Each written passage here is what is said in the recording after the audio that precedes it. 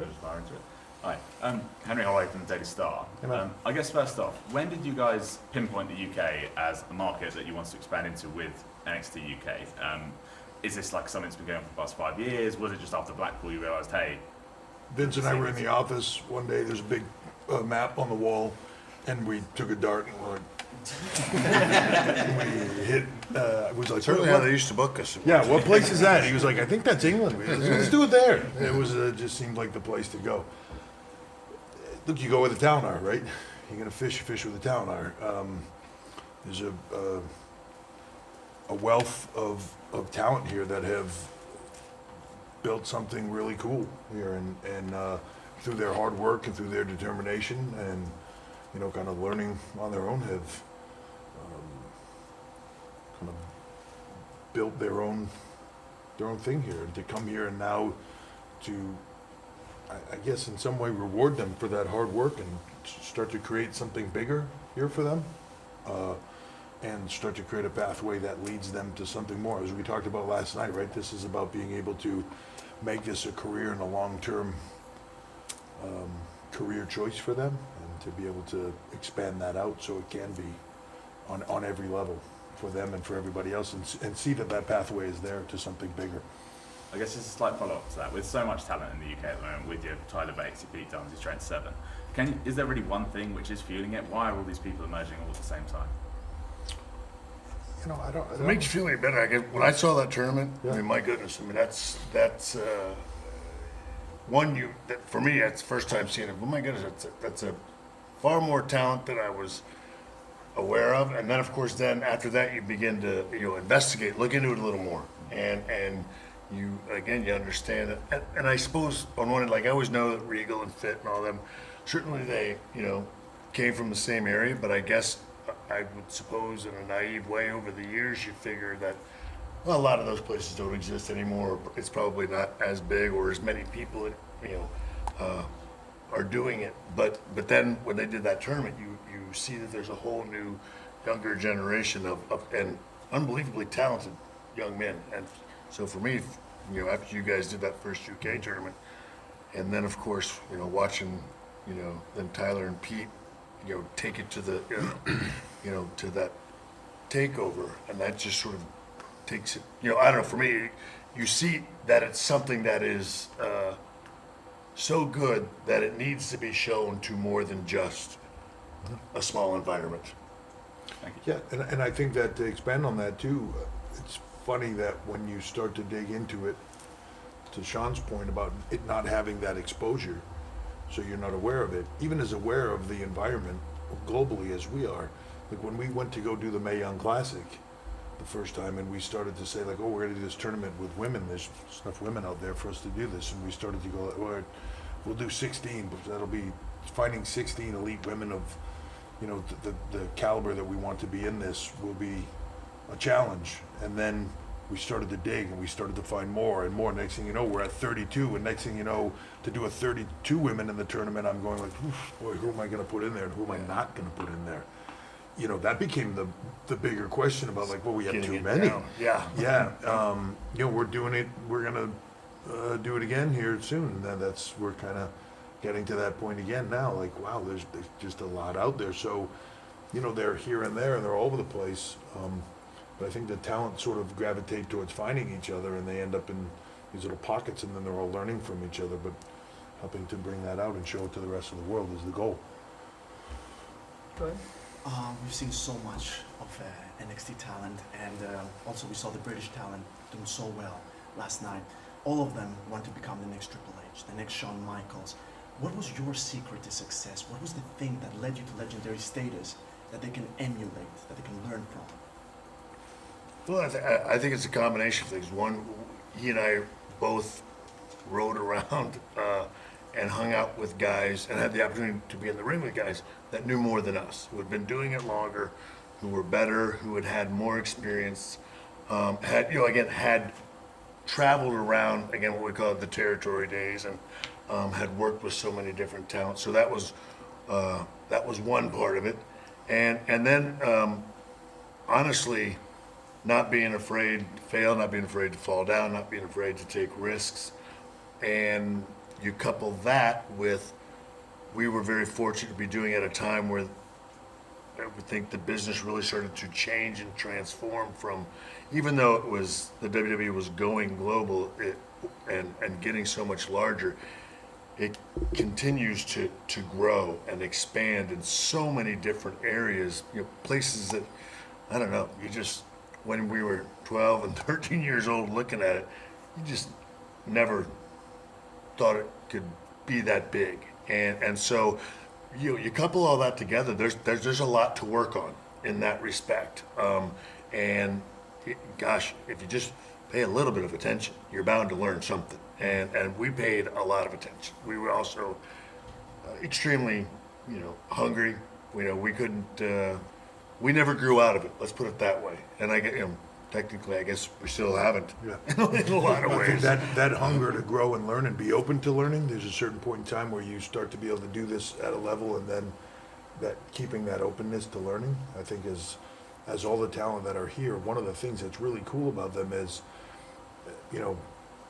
they see this opportunity. They've been here doing this and they've had a success rate with it, but all of a sudden they have a new voices talking to them and telling them a different, I don't want to say a different way, but different ideas and teaching and having a different experience level, and they're wide open to that, and they take what works for them and they apply it, and they're just doing all these things. That growth factor, it's like when people talk about the internet increasing the learning factor of the world because all these people are interconnected now. So instead of learning just in your little, the group of people that are around you, you're doing it with the world, right?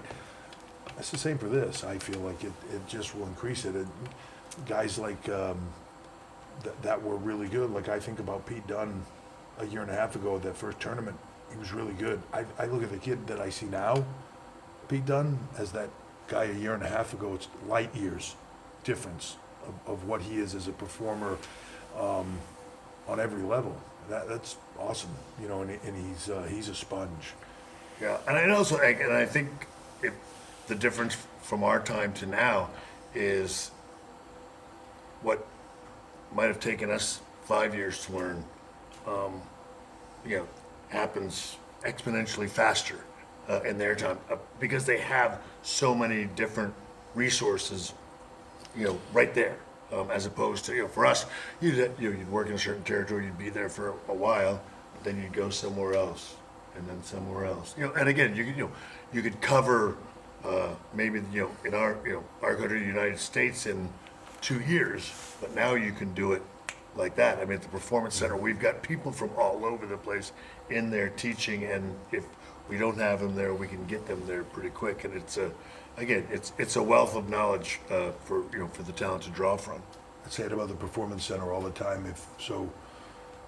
Take everything that's in that, and if you've never been there, you can watch the video, see all the stuff that's in it for guys to learn, including not just the tech that's in there and everything else, but then the coaches, right? From a Matt Bloom to a William Regal to Robbie Brookside, to go down the list, to Shawn being there, right? All those things that they have to do and learn. Everybody that came before them, none of them had any of those tools, right? So imagine what they can do with it. If they're hungry and will use those tools. Having the tools means nothing. Using them. So the ones that are successful will be the ones that use them. The ones that were successful in our generation were the ones that learned from everybody around them. It's just what you're willing to do and use.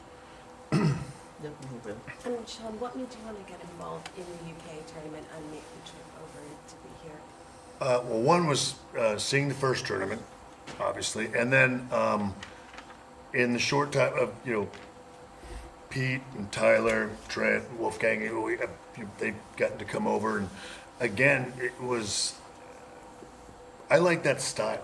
Again, it's very different, and again, it's not something that we get to see on a regular basis in our country, and you're talking about starting something new and original here in the UK, doing it with your buddy, doing it with a brand and and certainly a company that I've been involved with since I was 23 years old, and then of course, the style and this place. I mean, you guys have been so faithful and loyal to the WWE for as long as I can remember. I can remember coming over here in 1991 and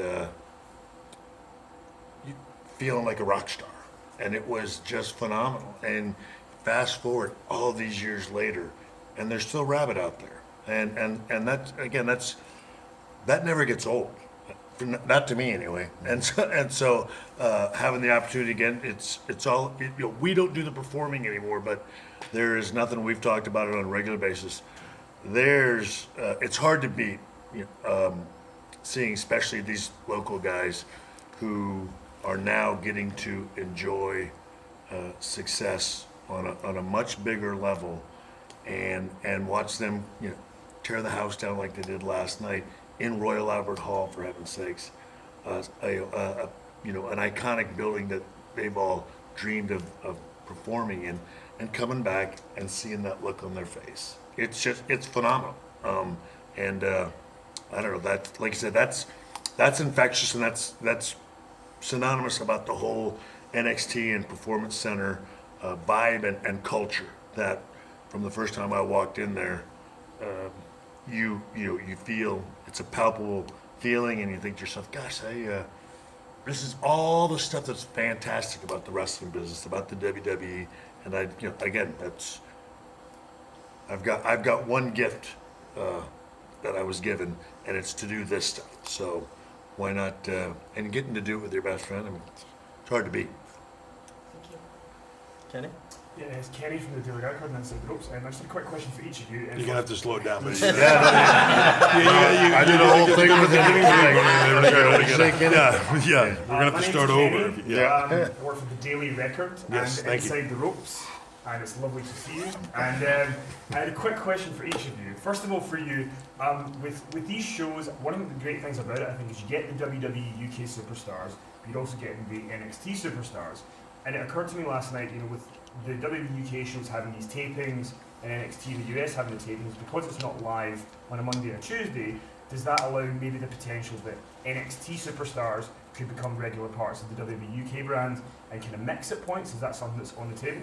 Sure, I think there's a potential to do all of that. I mean, it's one of the great things about the brand. It's just, it has a different taping schedule and a different everything else. It's why we're able to come over here and be here for longer periods of time and do different touring options. I think same with the UK, bringing guys over, going back and forth. As you move forward into localizing some of these brands, I think the ability down the line to have them exist in other places and all crisscross at various points. To me, the best case scenario would be if they can exist amongst themselves, right, and kind of be its own thing, because that fantasy of like what happens if moments, when you can make those happen now and then, become huge. If they happen all the time, then it's just part of the same thing, right? So to me, it's I think you'll see that crisscrossing. I think you're probably more likely to see that crisscrossing, and a guy from here maybe leaves here and goes there for a little while and participates in that for 3 months, 6 months, a year, whatever that is, and then maybe goes someplace else, and you see that sort of territory movement as opposed to just switching on a regular basis. Shawn, you've been asked this, I think it's 1,379 times, if you will wrestle again.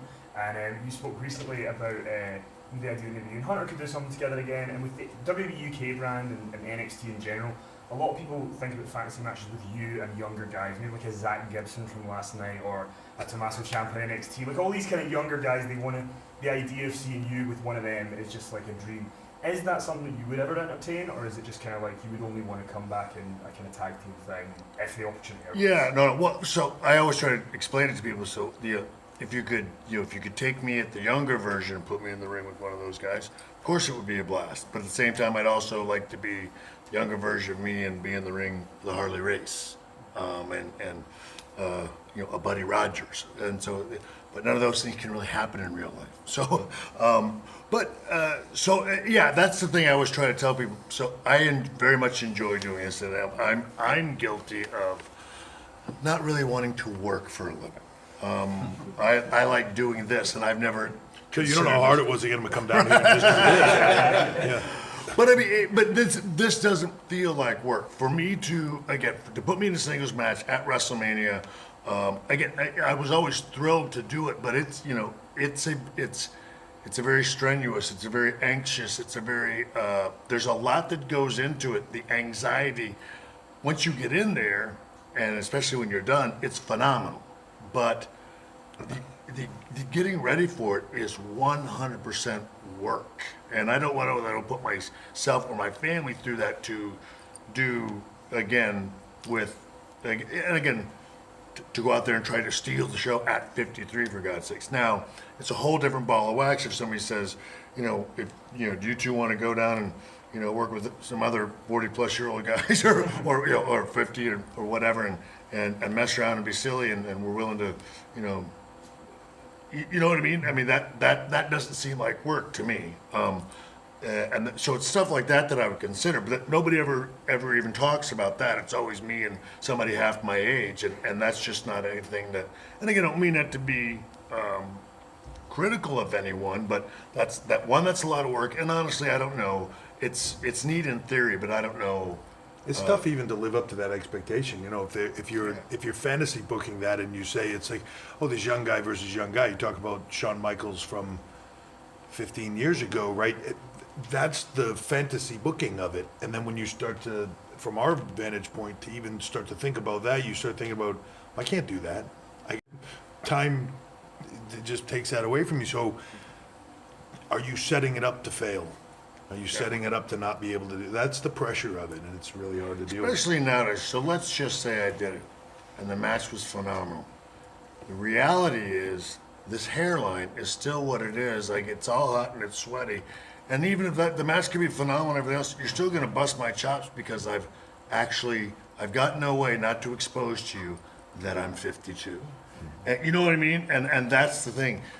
You want, and I don't mean it in a bad way, but again, you want me to nip up and look and have everything look as if it was 1996 or 97. That's never going to happen because Father Time waits on no man. You know what I mean? So, you know, I'm just saying, even if physically everything went well, there'd still be something to, you know, That might fall off. yeah, who knows? Well, you know what I mean? It's like, I don't know. You know, it's just, I don't know. There's a lot of stuff that, and what do you do? And that, you know, even does the young guy, does he benefit that much from it really when everything's said and done? And so, I don't know. It just seems like a lot of, you know, it seems like more trouble than it's worth. Go ahead. Chamat Kalsandu from ESPN. We're just a few days removed from Money in the Bank, and once again, Ronda Rousey was universally praised for her performance. What did you guys both make of her performance, and did you think that she would take to this as quickly as she has done? I mean, yeah, I'll go first. Having spoken to her since the beginning, her passion and her drive for this, to me, made it perfectly reasonable that she might be this good at it. Once I kind of got in there with her the first time and just kind of got a feel for her natural movement in this, I've been saying it since the day that she signed with us and we started talking about it. She's going to shock everybody. I've never seen anybody grab it as quickly as she has. And I mean, Kurt Angle would probably be the closest to it because he just took like a fish to water with it. But she has no right to be anywhere near as good as she is. But she just gets it. And she gets it. Like, not even...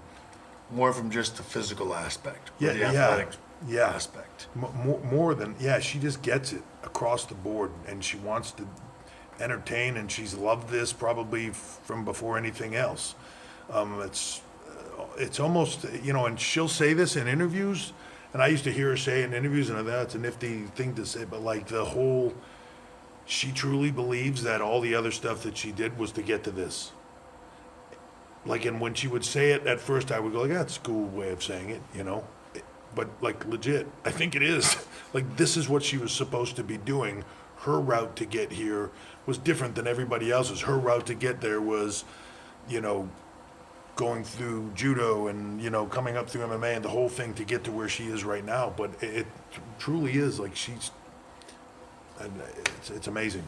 Yeah, and it hasn't surprised me because she's a stud. If you know anything about what she's done in her career, it's not surprising at all. And I think the only reason nowadays it's surprising to anybody is because, you know, and again, respectfully, everybody's gotten so used to holding her to this unattainable standard Yeah. of something that's just, again, you know, you want, sometimes you want your athletes to be something more than that they are, other than, you know, human people. Human Again, beings, yeah. yeah, you know what I mean? And so, but she is a freaking athlete. She is a jock, man. And she's been a stud athlete from the time she, you know, again, she was young. It's been ingrained in her since a kid. Yeah. So there was a day when we were prepping for WrestleMania where she came down to the Performance Center and got food poisoning on the way down. And just 24 hours straight, just throwing up nonstop. Like, we sent medical over to her, the whole thing. Next day, she showed up at the Performance Center, crack of dawn to train, and I showed up for thinking I was going to do something else. I was supposed to train with her, but I was showing up to do something else, and she walked in, and I was like, oh my God, I can't believe you showed up. She's like, yeah, let's go. And she just started going and going and going and going and going. And like, this is, like, she's only stopped throwing up for a few hours of 24 hours of food poisoning, and now she's starting to, like, she's changing color and she's getting greenish, and but she is going, and I finally, like, I called her over and I was like, we're done. Like, this is ludicrous now. And she's like, no, I got more, I can go. I'm pulling the plug, right? We're done. You're just, this is going to be bad for you now. Like, she just will not stop. She is relentless. And like her team said afterwards, like, yeah, she would have gone all day. It's She's not an a question. overachiever, to say the least. Yeah. Yeah. But again, that's what makes her, you know, again, there's a reason she did what she did and changed the landscape. Just change the world. You know what I mean? But normal people just don't do that. With all this emergence of the UK talent, do you think we are any closer to getting a world champion from the UK? Yeah, I mean, look, I think it's all just a matter of the right person, the right time. But having having more than one sort of person on the roster, it certainly does increase those chances of that happening.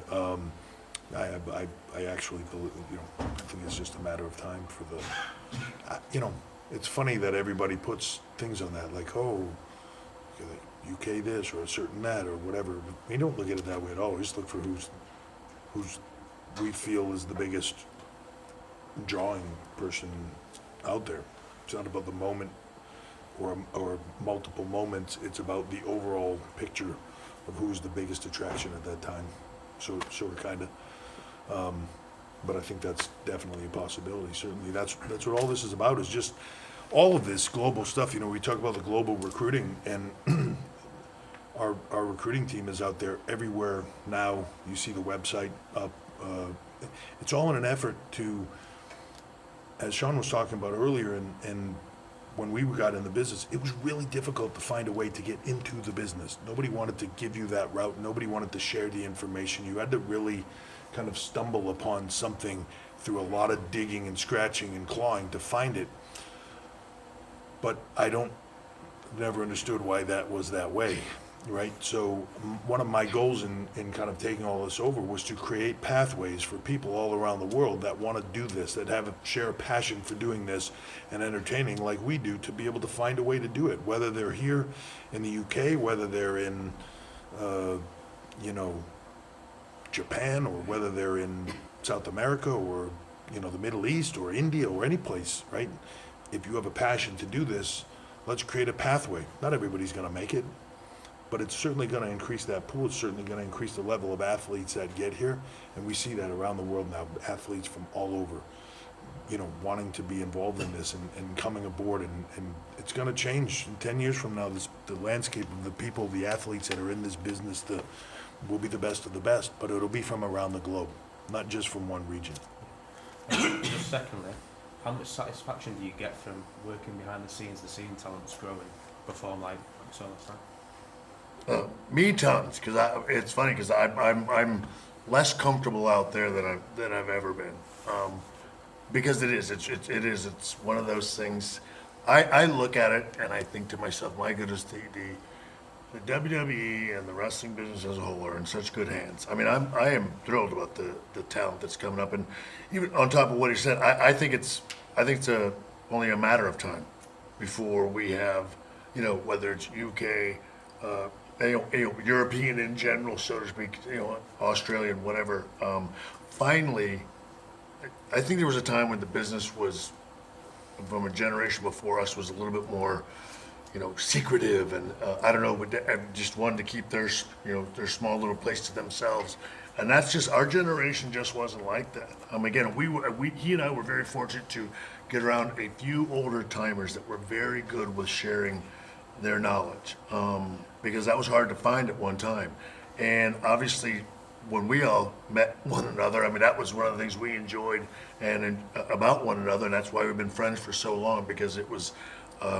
A shared passion for it. Yeah, really. And the thing is, an understanding that we can't be the only guys that grew up wanting to do this. And how do you help that go on? And if you truly love this stuff, you want it to go on, you want it to be successful, you want other people to enjoy it. And I gotta tell you, it's awesome to go out there and tear the house down. And especially do it with your buddies and stuff like that. But taking a role and watching someone else, and you know very well it's their dream too, because you felt the same thing, and have them come back after they've torn the house down, and again, see them, hugging each other. We're like two giddy school kids at those takeovers now, sitting in the back like, wow. We're back there popping and jumping up and down in our seats, because it's just so fantastic that this entire show, we just sit there like, and I tell them all the time, like, dude, that was. We're like two soccer moms. Pull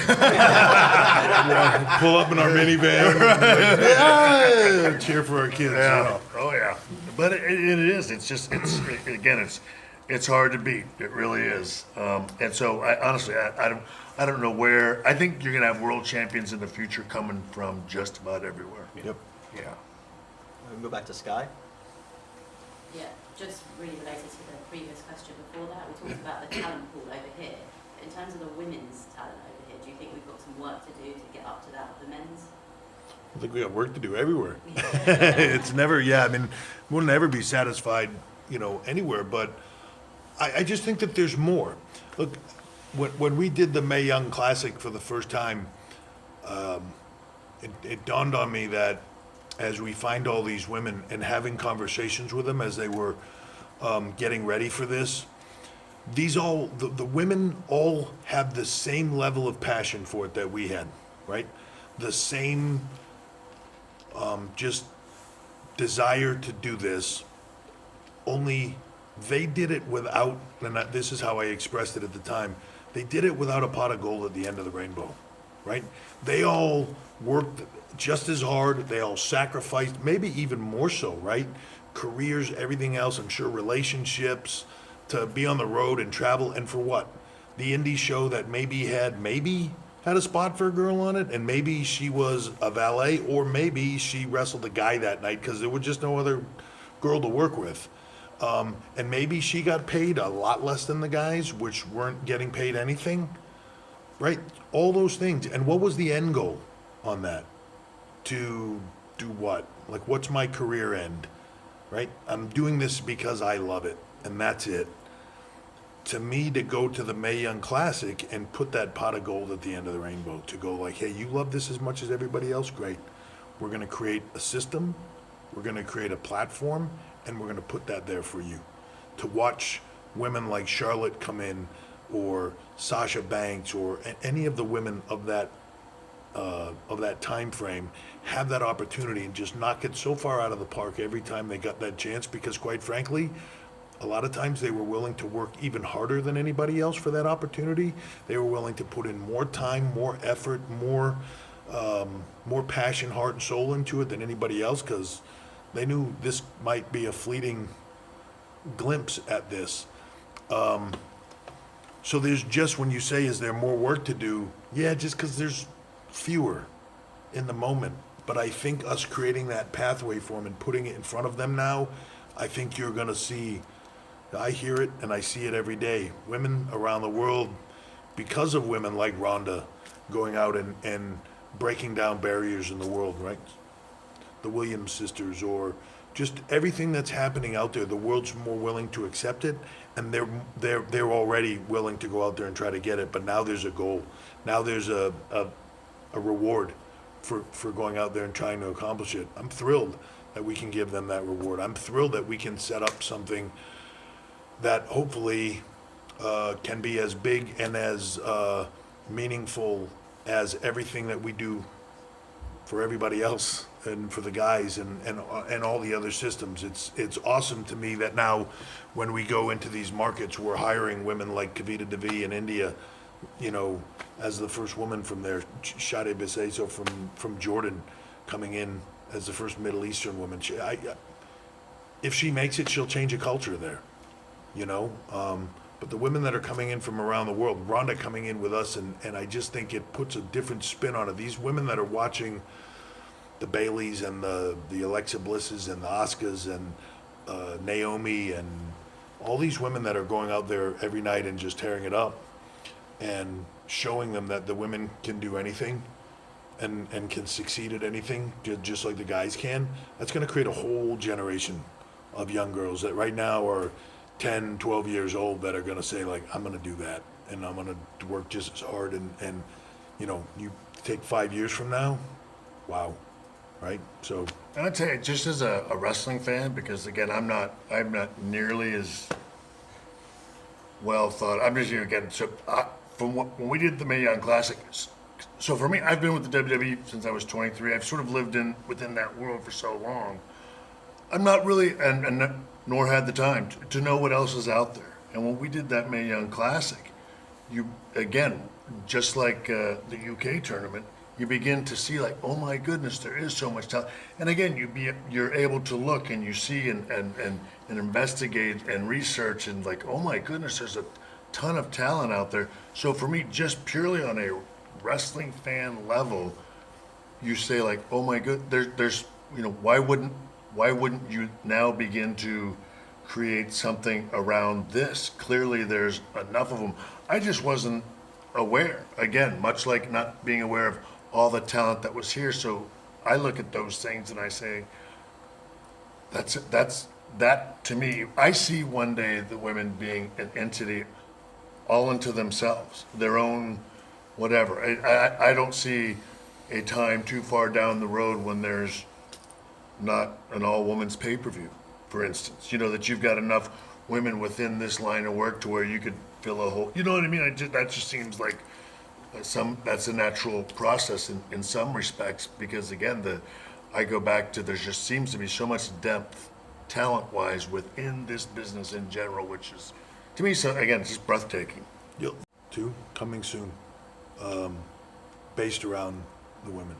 So maybe we'll give that to you as an exclusive. To follow up on the women's wrestling question, what's been great since Blackpool is that those guys who took part there have been able to continue to wrestle in the indies, to develop there, as well as wrestling with you guys at NXT in the Performance Centre. You mentioned the opportunity.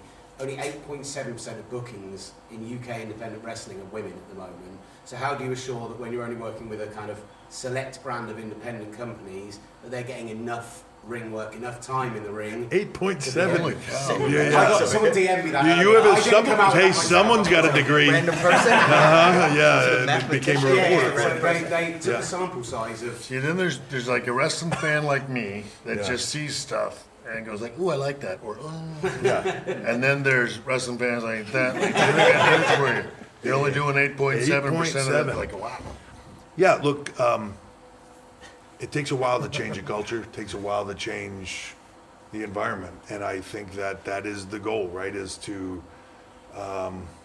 create work for these people, whether that's with us or whether that's us to amplify what they do and still having them do it in other places. That is giving them that experience. I said it yesterday. I want to work with people that want to cultivate talent, all talent, not just particular talent, all talent.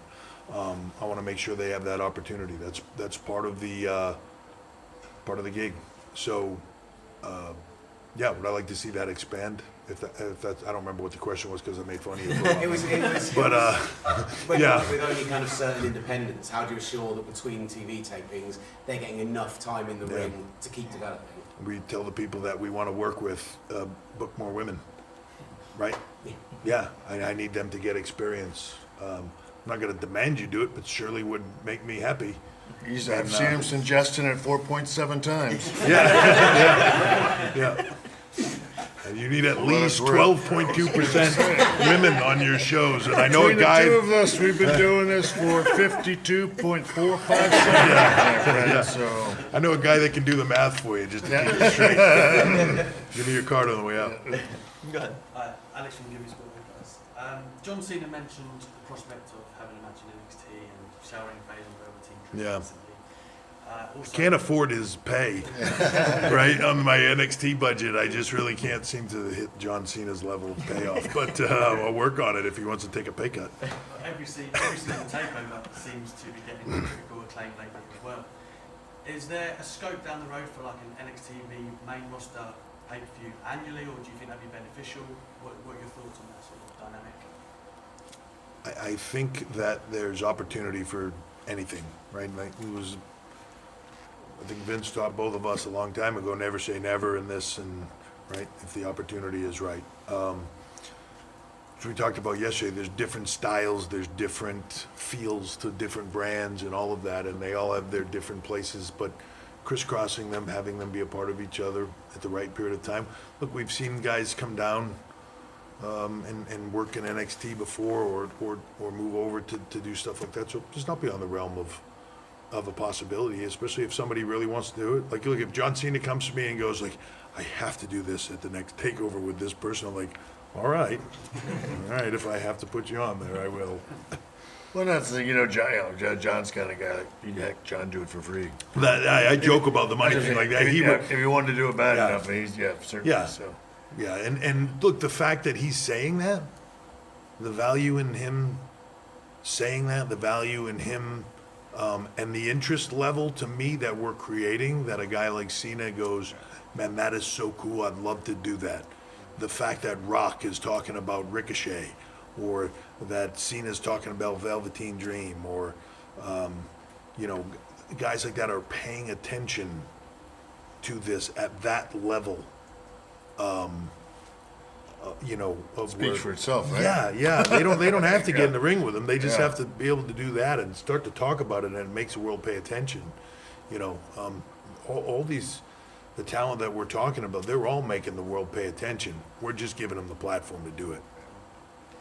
Just to follow up creatively for both of you, just producing the matches, producing the shows, does that fill the void of wrestling, or does it kind of fuel it a little bit where you miss it? Like, how does it make you feel to be behind the scenes and seeing your brainchild and product, come to life? I think it makes you miss it until you see them hit each other really hard, and then you go like, well, I'm glad I'm not in there. Yeah. There's a creative aspect to doing what we do, where if you're just a creative person, and I think that's kind of what this business, for some, not for everybody. I've always been fascinated, and he's always been fascinated. It's one of the things that he talked about that makes us such good friends, is that shared passion for this, even from a behind the scenes, and just the dynamic of it and the philosophies of it and everything that goes into this.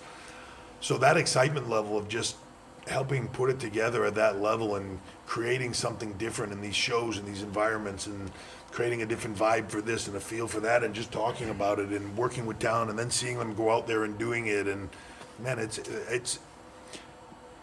I said it's hard to replicate going out in front of 80,000 people at WrestleMania and having them go crazy, and you're doing what you do. There's an adrenaline buzz to that, but there is a definite adrenaline buzz to this that is comparable. It's not the same, but it's definitely comparable, and I don't know which one's better, but And I think that's the thing. I think, let's put it this way, if you get out of the ring and all that kind of stuff, maybe before you want to or whatever, this might fill a void. For us, I don't think that there was no void to fill, but it continues us going down a road that we have always enjoyed, and we've always enjoyed it together. This is the kind of stuff we used to do in the car or in the room or whatever, and now we again get to do it, but just there are other people now again performing or taking the role of doing the other stuff that we once did. And again, and it's I don't know, it's an awesome process, and it's something that we've always enjoyed doing. And then, of course, when you see it, I don't know, for me, sitting there and you get the response that, you know, again, the overall show gets, you know, I mean, you're pretty sure, you know, you can sit there and you can pick out decent talent, stuff like that, but then when, you know, and he puts together, you know, again, this, whatever, a takeover, and again, like so many of them gone, and you just think to yourself, my goodness, that's top to bottom, that is pretty phenomenal. And that's, yeah, it's hard not to, and, you know, again, it's no different than, you know, wanting to have a good match and putting on a good match. You want to do something, you have a goal, you attain that goal, and the people that you were doing it for appreciate it and enjoyed it. You know, satisfied customers hard to beat. I'll tell you one of the things that's really cool about NXT, same as here, and all the things that sort of kind of spawned off that Mae Young UK. There's a shared passion among the group that do it, to where it's, you know, WWE's like this big machine, a lot of people working on stuff, and they all share a passion for it, and they're very passionate about what they do and stuff. But then NXT became this kind of thing that we started down here that had like no budget, and everybody was just kind of like, it was all the people that were like us that would, somebody at the studio that would go like, hey, I see you guys are doing this NXT thing.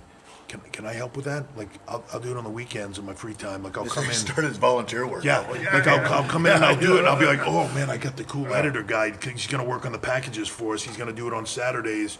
Man, this is awesome, right? They all started getting so much so that we started jokingly calling it the Black Ops crew. I'm not kidding. We have a patch and everything. Trust me. Yeah, but that is the crew that kind of started to create this NXT and the Mae Young and the, like, all these things, and that group has kind of grown, but it's stayed tight, and like the people that are in it, man, they're in it, and a lot of them all still have other gigs that they do, but this is like their passion project. So it's a funny thing. It's a tighter, much smaller group, obviously, but everybody that's in it is in it, and it's because there's this additional passion for it, whether they just dig the brand or they just dig the fact that these kids are up and coming and they want to help and they just want to be a part of it. So it's that, like Shawn said, it's this kind of shared just passion for it, and everybody that's in it, man, is. He's managed to create this thing that you look at it and you go, look, I will be involved in this if you can guarantee me there's no chance of advancement, that I can stay right here and do the same thing every day. And, you know what I mean? And you know, and that's what the person wants to do. Yeah, that's a pretty rare find. I have had office people call me and say, they're going to promote me. I don't know that they're going to let me keep working on the NXT stuff. And like, legit, like, can you call? Like, because I'm above, right? So can you call them and tell them they have to let me stay doing them? Like, dude, I can't call your boss and tell him you have to do, you still have to let him do this side project or whatever, you know. But it's like he said, it's just a shared passion thing that everybody's into. It's really cool. Is there anybody that I missed? Kenny, go ahead. You raised your hand. You said something last night I thought was really interesting. Where somebody had asked you about main roster versus NXT, and you said this thing about it's the kind of music that you like. Yeah. I mean, what kind of music you like? And I was thinking about, at the end of Takeover on Saturday night, we had the unanimous crowd chant "F.U. Ciampa" at Tommaso Ciampa. I didn't notice that. Yeah. PG. Yeah. And then last night was at Gibson. There was people hated him in London, and I just wondered, for you and the type of music that you like in terms of wrestling, do you like when it's more of a kind of unanimous, you can get somebody so hated that like? Yeah, but it's also difficult to do. Mm-hmm. Like the world now, and I think this is like social media, that the world is it's okay to express what you want to express. Like to me, if you go back to like the '80s, like you almost kind of like, if you were a WWF fan, then like you didn't want to say, like, I don't like Hogan, but you didn't want to say it too loud because everybody else liked Hogan, and you didn't want to be the one guy that didn't. Or maybe if you did, but you were in this little vocal minority over here that was doing the thing. Now I think it's just everybody has an opinion. Everybody. Right? And no matter what you say, it's wrong to somebody. No matter what you do, it's wrong to somebody. Everybody has that opinion. But you can't dictate now. So, like, you're going to create a character that everybody's supposed to dislike, but there's a large portion of them going to like that. And then when you make somebody that they're supposed to like, there's a large portion of them going to dislike that. And if you tried hard to flip them, and I know everybody's going to make the Roman thing on this, but like, there's something to all that. It's really difficult to find, you talk about the Ciampa thing. Boy, it's a magical thing that's happening in the moment for him. Through the creative and everything else, that he's in this position of being kind of universally disliked. It's unique, but it's a cool thing, and for whatever reason it's happened. It just is. But that's the more difficult thing probably now, I think, than it's ever been in this business to come up with a universal one or the other. Yeah. No, for sure. Well, again, even at the beginning of that match, I mean, there was a little bit of a dueling at the beginning.